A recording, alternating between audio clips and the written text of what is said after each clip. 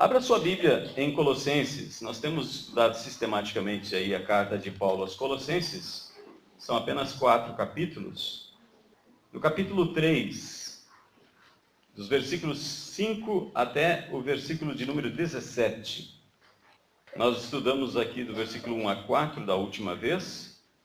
E agora queremos dar prosseguimento então a esta carta de Paulo. E o título que eu dei para essa mensagem é Mudando de Roupa. Verso 5. Portanto, eliminai vossas inclinações carnais, prostituição, impureza, paixão, desejo mau e a avareza, que é idolatria. É por causa destas coisas que a ira de Deus sobrevém aos desobedientes. Nelas também andastes no passado, quando ainda vivíeis nessas coisas. Mas agora, livrai-vos de tudo isso: raiva, ódio, maldade, difamação, palavras indecentes do falar. Não mintais aos outros, pois já vos despistes do velho homem com suas ações, e vos revestistes do novo homem que se renova para o pleno conhecimento segundo a imagem daquele que o criou. Nesse caso, não há mais grego, nem judeu, nem circuncisão, nem incircuncisão, bárbaro, cita, escravo ou homem livre, mas sim Cristo, que é tudo em todos. Verso 12. Então, como santos e amados e eleitos de Deus, revesti-vos de um coração cheio de compaixão, bondade, humildade, mansidão e paciência, suportando e perdoando uns aos outros. Se alguém tiver alguma queixa contra o outro, assim como o Senhor vos perdoou, também perdoai. E acima de tudo, revesti-vos do amor, que é o vínculo da perfeição.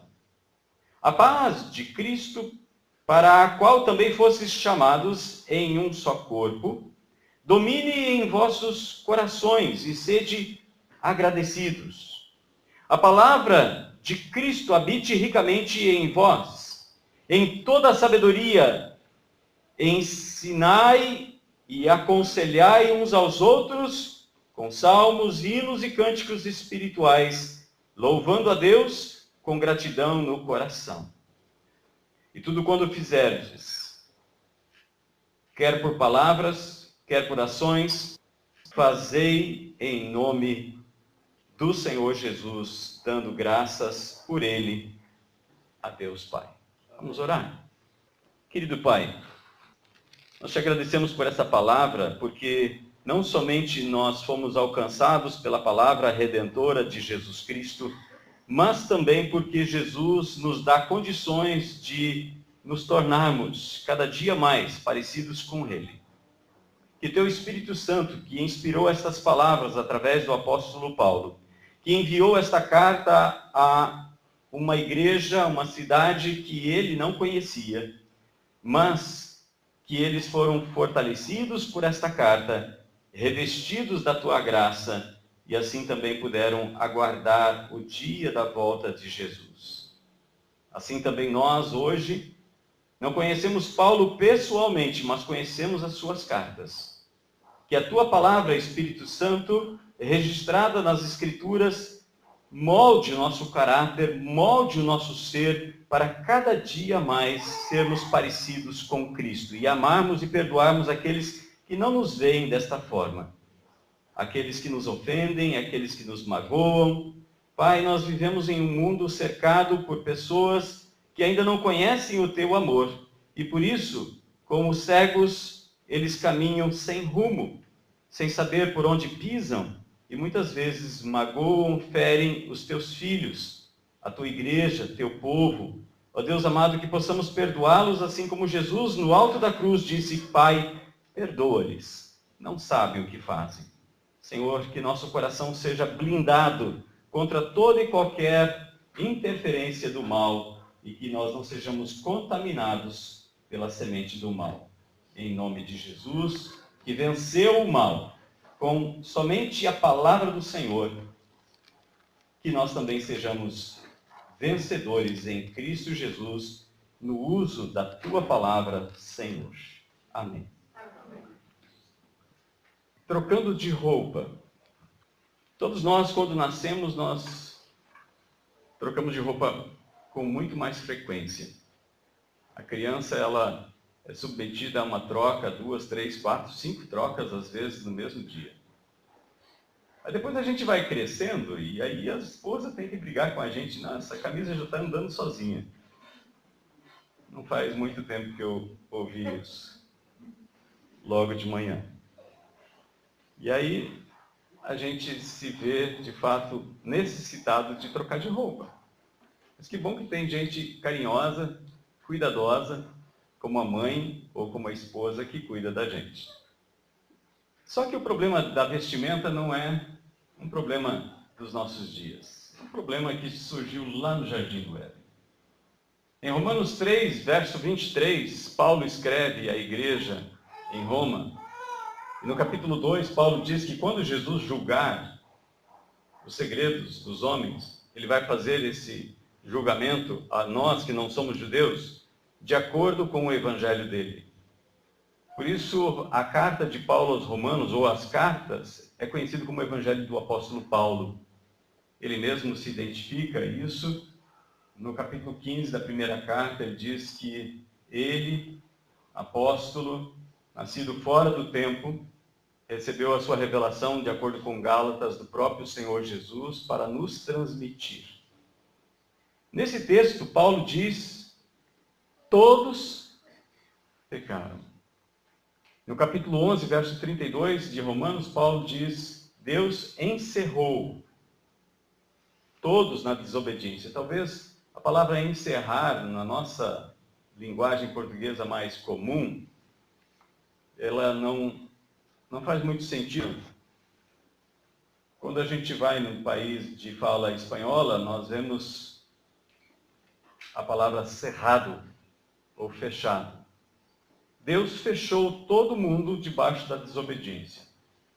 É como se Deus abrisse uma cela, colocasse toda a humanidade dentro daquela cela e trancasse. Mas o texto não termina aí, ele diz: para usar de misericórdia para com todos. Então Jesus vem para nos resgatar da ira de Deus que havia nos colocado naquela cela. Quando Jesus morreu na cruz, ele não morreu para satisfazer os desejos de Satanás. Ele não veio pagar, nem comprar eu e você das mãos de Satanás. Não. Deus não negocia com o diabo. Você não precisa fazer negócio com ele. Ele é mentiroso, ele é o pai da mentira. Ele usurpou aquilo que pertence a Deus. Isso sim. Mas o texto de Romanos 3, 23 diz que nós estamos destituídos. Uma destituição é algo como que alguém que está nas Forças Armadas ou está numa empresa e ele é demitido ou rebaixado de padrão. Ele era chefe e agora passa a ser apenas um funcionário comum, subalterno de alguém que é colocado no lugar dele. Então, há uma destituição. É tirado. E esse texto diz que nós, todos, sem exceção alguma, fomos destituídos da glória de Deus. No momento em que Adão e Eva foram destituídos da glória de Deus, eles perceberam que eles estavam nus. O que revestia Adão e Eva antes da queda era a glória de Deus. E então, eles percebendo isso, eles procuraram cobrir a sua vergonha. Tentaram costurar folhas de figueira, o texto nos diz. Mas Deus, pela misericórdia dele, no capítulo 3, ainda no verso 21, mostra que sangue foi derramado para que, através da pele de um animal, Adão e Eva fossem vestidos por Deus. Esse tema é recorrente nas Escrituras. Vai até o final, até Apocalipse, capítulo 22. Ele diz que bem-aventurados são aqueles que lavam as suas vestiduras no sangue do Cordeiro para que lhes assista o direito de herdar a vida eterna. Então, essa palavra de vestir e desvestir, ela é um tema de capa a capa das Escrituras. Se nós não entendermos isso, nós não entendemos ainda o que Deus revela a nós. Na segunda carta de Paulo aos Coríntios, no capítulo 5, no verso 3, do versículo 1 ao versículo 10, Paulo está falando sobre a sua habitação humana. Ele diz que quando nós deixarmos esta habitação, esta barraca, Pedro chama de tabernáculo, porque ele está pensando no tabernáculo do deserto e em Siló, antes de ser construído o templo em Jerusalém. Mas Paulo está falando da barraca, lembrando a nossa peregrinação no deserto. A mente de Paulo está mais voltada para este ponto, enquanto que Pedro está se voltando mais para o tabernáculo que Deus mandou Moisés construir, que era a habitação do Espírito Santo de Deus. Tanto Paulo quanto Pedro concordam que tanto o templo quanto o tabernáculo é habitado pelo Espírito Santo de Deus, ou seja, eu e vocês devemos ser habitados pelo Espírito Santo de Deus. Então Paulo, nesta carta, no capítulo 5, ele diz do versículo 1 a 10 sobre esta fragilidade desta nossa natureza, deste corpo onde é a habitação do Espírito Santo de Deus. Quando alguém chega, assume o governo, ele muda muitas coisas. Há poucos dias foram as eleições, e aqueles que assumiram o governo, mesmo que seja do mesmo partido, eles mudaram muitas coisas. Ainda que tenham sido reeleitos, algumas secretarias foram mudadas, algumas pessoas foram tiradas de um cargo e colocadas em outro e assim por diante. O benefício disso é que aqueles que são funcionários públicos concursados não foram mandados embora. Mas talvez eles se sintam humilhados, desprestigiados, porque agora eles não estão mais numa posição de inveja dos seus correlatos. Daqueles que trabalham juntos, na mesma função, no mesmo departamento e assim por diante. Paulo diz no versículo 3, que quando Jesus vier, nós precisamos ser encontrados vestidos e não nus. O que é se vestir e o que é se despir? Paulo trata isso na sua carta aos Efésios, também no capítulo 4, se você quiser acompanhar um pouco mais ali. Em Efésios, no capítulo 4, Paulo fala sobre despir e vestir. E esse é um assunto que ele trata também no capítulo 2, no último verso, ele fala sobre o rigor ascético, aquelas pessoas que vestem uma burca e roupa até os pés, mas os olhos estão livres para ver tudo o que está acontecendo. Então Paulo fala, e essa é a ideia do texto original, que não adianta você vestir a pessoa de cabeça aos pés, porque ela vai pensar, ela vai desejar coisas, talvez vai desejar uma caneta, mas é cobiça. Então essas coisas não têm poder nenhum contra a sensualidade, contra a cobiça. Não é a quantidade de roupa que a mulher ou o homem que colocam sobre o seu corpo que vão tornar ele santo e separado para Deus. Mas é uma roupa decente e um coração puro. Paulo diz no versículo de número 20, mas vós não aprendestes assim de Cristo, se é que de fato o ouvistes e nele fostes instruído conforme a verdade que está em Jesus. Verso 22. A vos despir do velho homem, do vosso procedimento anterior, que se corrompe pelos desejos maus e enganadores, a vos renovar no espírito da vossa mente, e vos revestir do novo homem, criado segundo Deus em verdade, justiça e santidade. Paulo está falando aqui em despir e vestir. E ele segue do versículo 25 até o final, ele fala de algumas coisas que aqueles irmãos precisavam colocar na balança e que precisa ser colocado por mim e por você também na balança, se isso está acontecendo na nossa vida. Primeiro, verso 25, mentira. Como é que a gente sabe se uma coisa é mentira ou é verdade? Como é que você sabe se uma nota é verdadeira ou falsa? Conhecendo a verdadeira. Então, como é que você sabe se uma coisa é mentira ou é verdade? Você vai na fonte. Quem é que diz que a moeda brasileira é verdadeira ou é falsa? Não é o Banco Central? E aqueles que são habilitados e treinados por eles. Então a gente tem que ir na fonte, a gente não pode aceitar mentira ou qualquer palavra que venha a diminuir ou a difamar qualquer pessoa que seja. Nós precisamos colocar filtros bem fortes, bem apurados nos nossos ouvidos. Porque do contrário nós vamos ser enfesados. Eu já expliquei sobre essa palavra aqui com vocês. Fale a verdade ao seu próximo. Não adianta só parar de mentir. Eu parei de mentir. Não, está entre uma mentira e a outra. A verdade, quando nós começamos a falar a verdade, é que de fato nós nos vestimos da verdade. Na sequência ele fala sobre a raiva. Ele diz que a raiva no nosso coração abre uma brecha para a entrada do diabo. Aí vocês podem dizer assim, mas isso não existe. Dá lugar para o diabo, dá brecha. Então vamos arrancar essa página da Bíblia. O diabo, ele tem autoridade, sim, para mudar o seu pensamento, porque ele conseguiu fazer isso com Eva lá no jardim. E ela foi destituída da glória de Deus.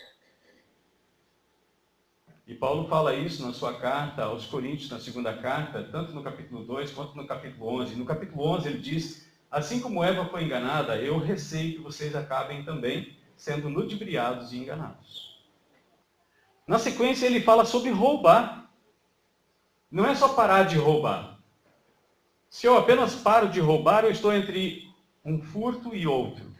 Agora, se eu começo a trabalhar com as minhas próprias mãos para ter sustento, não para mim somente, mas também para os meus, e para socorrer aqueles que são necessitados, como Paulo coloca aqui, então sim eu me revesti desta peça da indumentária cristã. E é por isso que Paulo cita uma palavra de Jesus que não está nos evangelhos. Ele atribui essa palavra a Jesus. Mais bem-aventurado é dar do que receber. Por quê? Porque se eu trabalho com as minhas próprias mãos, eu tenho com que sustentar a mim e aos meus, e ainda Deus nos dá condições para ajudar o outro, é sinal que Deus nos deu mais do que nós necessitávamos. Por isso que, 2 Coríntios capítulo 9, nos diz que Deus se alegra com quem dá, com generosidade. E Ele derrama mais. Muitas vezes Deus não derrama nada na nossa mão porque nós estamos cheios, nós nos agarramos àquilo que Ele já derramou. Ele quer colocar coisas novas na nossa mão e nós nos agarramos àquilo. E Ele segue. Versículo 29 ele diz, não saia de vossa boca nenhuma palavra que cause destruição, mas só a que seja boa e necessária para a necessidade de edificação daqueles que ouvem. E assim transmita graça aos que ouvem. E a palavra aqui é chiari, é alegria, é graça. Não entristeçais o Espírito Santo de Deus. Porque se essas coisas que antecedem, ou talvez as que prosseguem nesse texto, estiverem em nós, o Espírito Santo vai se entristecer. Há 3 atitudes que nós podemos fazer em relação ao Espírito Santo. Resistir ao Espírito Santo, que Estevão fala lá em Atos capítulo 7. Entristecer o Espírito Santo, que Paulo fala aqui em Efésios capítulo 4. E apagar o Espírito Santo, que ele fala em 1 Tessalonicenses no capítulo 5. Há 3 atitudes que nós podemos fazer em relação ao Espírito Santo, mas talvez você possa dizer, mas o Espírito Santo não é Deus? Claro que ele é Deus. Só que uma das características de Deus é que ele não arromba a porta de ninguém, ele não usurpa nada de ninguém, tudo é dele. Quem perde somos nós. Nós é que acabamos perdendo por não confiarmos em Deus e acreditarmos que nós mesmos vamos fazer justiça. E ele segue dizendo no verso 31, toda amargura, cólera, ira, gritaria, blasfêmia, sejam eliminadas do vosso meio ou do meio de vós, bem como toda maldade. Pelo contrário, sejam bondosos e tende compaixão uns para com os outros, perdoando uns aos outros, assim como Deus vos perdoou em Cristo. É recorrente essa palavra de Paulo aqui, que é apoiada pela palavra de Jesus quando ele explica a oração do Pai Nosso. São 7 petições do Pai Nosso. Jesus pinça a 5ª petição e explica ela. Porque se nós não perdoarmos aos homens os pecados, tampouco o vosso Pai Celestial vai perdoar os vossos pecados. E aí a oração não é ouvida. Não adianta você colocar o número certo e não clicar lá e não ter torre. Isaías capítulo 59, verso 1 e 2 nos diz que Deus não está surdo, nem o braço dele está encolhido, para que possa salvar ou ouvir a nossa oração. Mas os nossos pecados é que fazem separação entre nós e o nosso Deus. Então, se nós não perdoamos as pessoas liberalmente, como Jesus fez, se essa lista aqui, nós precisamos fazer uma lista e colocar do lado do guarda-roupa espiritual. E analisar se nós estamos usando mesmo a meia de anteontem, ou a meia da Segunda Guerra Mundial, e talvez o sapato lá, a sandália, não seja da pregação do Evangelho, e sim a proclamação de maldade entre as pessoas a respeito de outro alguém. E o pior é quando nós começamos a falar mal de nós mesmos, ou da nossa família. Aí a coisa é mais séria. Precisamos nos arrepender, precisamos nos despir e nos revestir de Cristo. E é isso que Paulo fala no capítulo 5. Se você está no capítulo 4 de Efésios, olha o capítulo 5. Ele fala no versículo 26, a fim de santificá-la, tendo-a purificado com o lavar da água pela palavra, para apresentá-la a si mesmo como igreja gloriosa, sem mancha, nem ruga, nem coisa semelhante, mas santa e irrepreensível. Ou seja, aquela vestimenta que Adão e Eva tentaram fazer lá no jardim, não sei se você já reparou a estrutura de uma folha. A estrutura de uma folha ela é cheia de vergas. Tem uma haste central e depois tem as bifurcações. Não é assim que funciona? Sim ou não? E a pele de couro, não é lisa? Muito lisa. Essa é a diferença. Jesus está trabalhando em mim, Jesus está trabalhando na igreja, Jesus está trabalhando em você, para apresentar para Ele mesmo a igreja que Ele quer. Não que nós imaginamos, não que nós projetamos, não que nós sonhamos. E Ele está limpando a igreja dessas coisas. E é isso que Paulo está dizendo aqui. No capítulo 1 ele fala que Cristo é a cabeça. No capítulo 4 ele diz que pessoas foram escolhidas por Jesus para fazer com que a igreja seja purificada. Profetas, apóstolos, evangelistas, pastores e mestres. A fim de que nós chegamos à estatura de Cristo. A estatura de Cristo. Às vezes nós pensamos no Evangelho só para a nossa salvação. Aceita o Senhor Jesus, será salvo tu e tua casa. Tá, e depois? A gente para aqui. A gente está abortando crianças espirituais no ventre. Porque a concepção já é vida. A partir do momento que eu fui concebido pelo meu pai, na minha mãe, eu já era eu e você já era você. Só o tempo passou e a gente ficou mais bonitinho, ou mais feio. Porque toda criança que nasce é linda, maravilhosa. Experimenta dizer para a mamãe que não é bonito o filho dela. Aí depois cresce, aí as pessoas começam a comparar um com o outro e esse não. Vou amarrar meu jegue aqui não. Não, essa não, esse não, e assim por diante. E aí o tempo vai passando, nossas rugas vão aparecendo, nossa pele vai enrugando, nossa fraqueza vai se tornando aparente, nossos olhos vão se cansando, nossos ouvidos vão ensurdecendo, né, dona Dorilde? É verdade. E aí, nós necessitamos cada dia mais da graça do Senhor. Amém? Volte lá para Colossenses.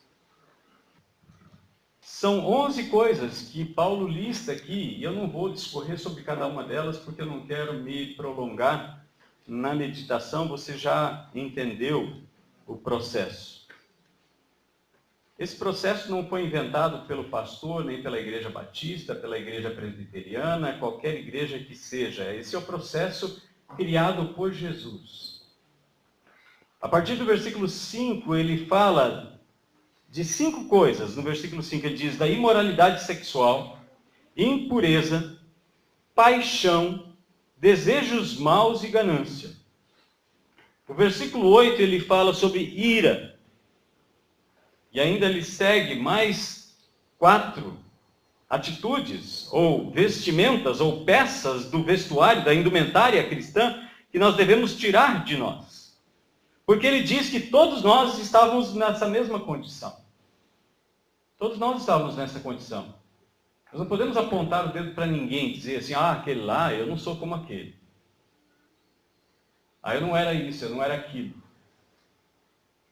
Ele diz no versículo 8 que a ira, a indignação, a maldade, que é a malícia, maledicência e linguagem indecente. Piada suja. Piadas. Gente, o que a gente vê de indecência, de piadas? As autoridades, os personagens conhecidos, os clubes de futebol, tudo que tem de Deus ao diabo, tudo é motivo de chacota, de gracejo, de piada. E Paulo está colocando isso aqui justamente porque a gente diz assim, eu quero me divertir um pouquinho, eu quero me alegrar um pouquinho. A alegria do Senhor é a nossa força, não é a alegria da difamação de ABCD. Sabe? A gente tem que tirar essas roupas. A gente tem que tirar isso do nosso coração. Porque se a gente não fizer isso, a gente está sendo desobediente a Deus. E a gente tem que escolher quem é que a gente quer agradar. A Deus ou a nós? Ou ao mundo que nos cerca? E o versículo 9, ele fala sobre a mentira. Essa necessidade, ela é de todos. De se revestir. Não adianta só a gente ficar pelado. Paulo fala sobre ficar pelado em 2 Coríntios 5:3. Eu não faço isso, eu não faço mais isso, eu não faço mais aquilo outro, aquilo lá não faz mais parte da minha vida, isso aqui não faz mais parte do meu linguajar, e assim por diante. Não adianta nada você se despir, se você não se vestir. Temos que nos revestir. Porque antes a gente estava vestido desse jeito. Na nossa natureza humana, nós já nascemos desse jeito. Basta você olhar uma criança recém-nascida, ela já começa a fazer pirraça. Ela já começa a querer dominar e governar os pais. E eles aprendem a mentir não sei de onde, mas eles mentem. Eles enganam. É a nossa natureza, nós já nascemos desse jeito, irmãos. Quer controlar a mãe, se vem uma outra criança no colo da mãe, ele vai lá e belisca, ele morde. Gente, de onde vem isso? Essa é a natureza que nós nascemos vestido com ela, nós temos que nos despir. Não adianta a gente dizer, eu já nasci um santinho. Não é, isso não acontece, não existe. A não ser que a gente chame Deus de mentiroso. Aliás, João disse que se nós dissermos que nós não temos pecados, nós mesmos, nós nos enganamos e chamamos Deus de mentiroso, porque Deus disse que nós somos pecadores. Agora nós precisamos nos vestir. Em Romanos 13, 14, Paulo fala sobre se revestir. Em Efésios 6, verso 11, ele fala que nós devemos nos revestir da armadura de Deus. Em Colossenses 3:12 ele repete, depois no 14 ele fala de novo sobre ser revestido. Então não adianta só ficar pelado, ficar nu. Tirar as folhas e não vestir a pele que Deus preparou para nós. Não adianta só tirar as folhas de figueira e dizer assim, agora nós optamos e nos associamos à nudez. Não adianta. Precisamos nos revestir daquilo que Deus nos oferece. Para isso, o sangue daquele animal precisou ser derramado, a fim de que a pele daquele animal servisse de vestimenta para Adão e Eva. O sangue de Jesus foi derramado para que nós fôssemos revestidos da sua glória, não da nossa glória, não da glória dos artistas, não, da glória de Cristo. Por isso Paulo fala em 2 Coríntios 3, no verso 18, de glória em glória nós somos transformados à imagem de Cristo, como pelo Senhor, o Espírito. O Espírito Santo vai trabalhando em nós, vai agindo em nós, nos tornando cada dia mais parecidos com o Senhor. O verso 12, o verso 13 até o 15, você tem 10 peças de roupa que você deve vestir. Estou falando só desse texto aqui, não estou falando do texto de Efésios. Tarefa sua, você dá uma olhadinha lá, o que agrada a Deus, o que não desagrada, e coloca nessa lista. Compaixão, bondade, humildade, mansidão, paciência, tolerância, perdão, amor, paz e gratidão. Humildade não é pensar menos de si. Humildade é pensar menos em si.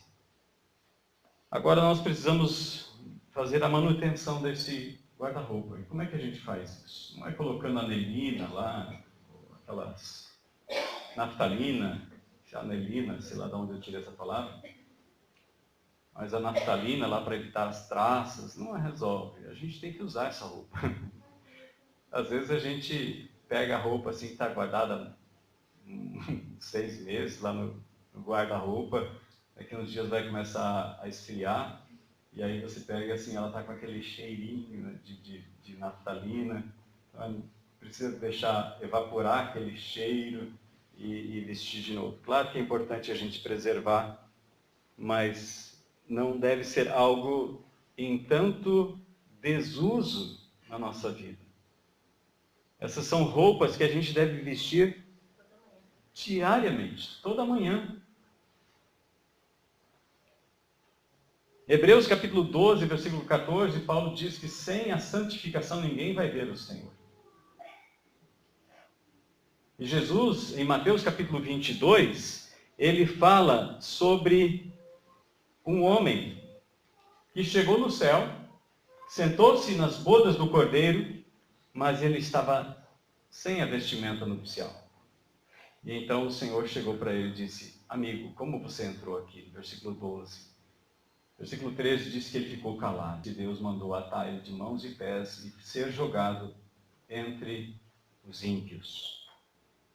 Não adianta só a gente se despir. A gente tem que se vestir. Não adianta só a gente parar de fazer o mal.